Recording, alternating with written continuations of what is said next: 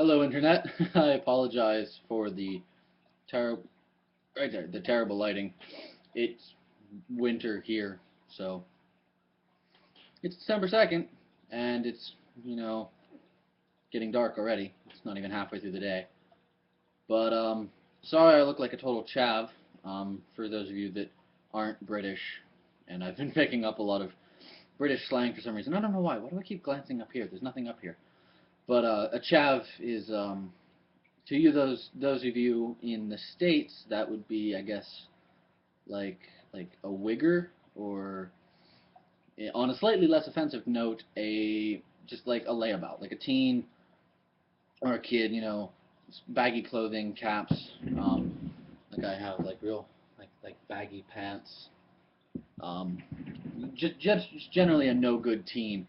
But anyway, there's a reason for this look actually. This is usually what I wear to work. I don't wear the jacket. I wear like a t-shirt underneath so I can work because it's just grunge clothes for me. I don't care if they get dirty.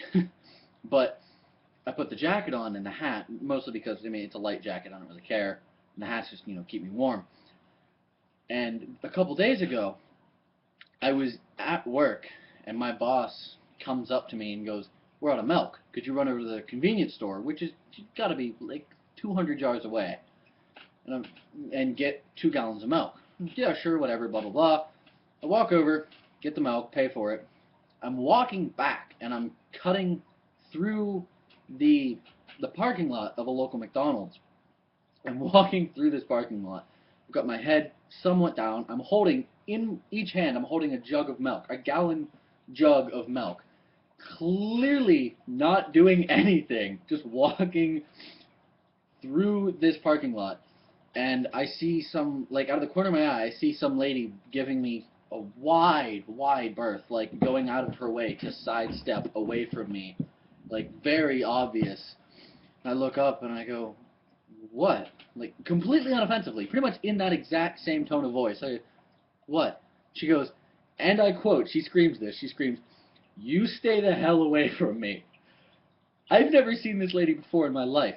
And I could understand, if she was like in ratty clothes and hair all messed up and maybe like on some sort of psychotic drug.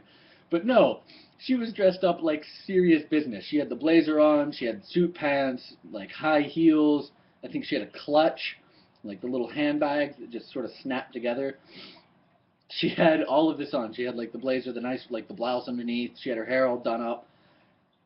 It's not even a bad part of town. It's just Main Street. There's nothing happens in my town.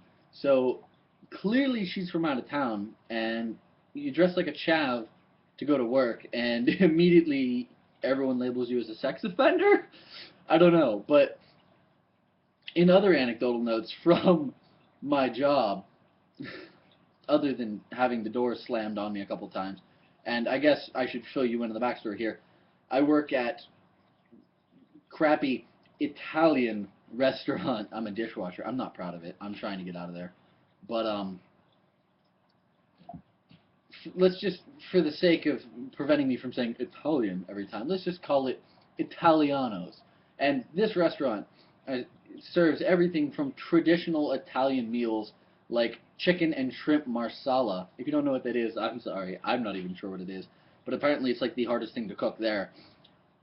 And then on the other side of the spectrum, we have Hot Wings Tuesdays, or like the all-you-can-eat wing buffet Tuesdays, where you can come in, and I think it's like $8.99, and you can just gorge yourself on wing baskets. We used to have a whole buffet set up where you could just continuously go back and just load your plate with wings, and just chow down on wings. We even gave you like wet naps and everything. It's like, here's a stack of napkins and some wet naps. Please enjoy your wings at Italianos. So clearly, this restaurant is not up to snuff with with standards for an Italian restaurant. It even has like an Italian name. We'll call it Italianos again. But I mean, and the main export of this restaurant is pizza. It's pizza. Not even like not like delivery pizza. No, you have to come in and sit down and eat this pizza, which is singularly the worst pizza I've ever had. And I know what goes into it because I've made it. It's terrible.